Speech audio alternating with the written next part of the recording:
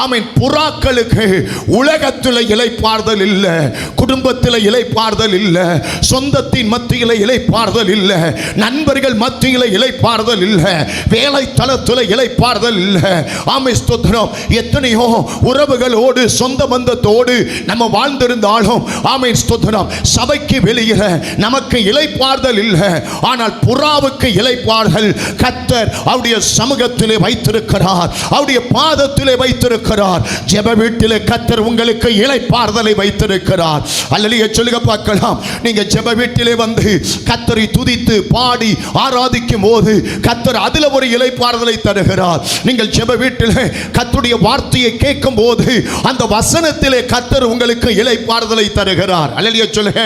ஆமென் ஸ்தோத்திரம். அவருக்காக சுவிசேஷத்தை அறிவித்து ஆத்துமாக்களை ஆதாயம் செய்யும் போது, கர்த்தருடைய ஊழியத்தை செய்யும் போது அதில் ஒரு இளைப்பாறுதலை கர்த்தர் நமக்கு வைத்திருக்கிறார். அல்லேலூயா.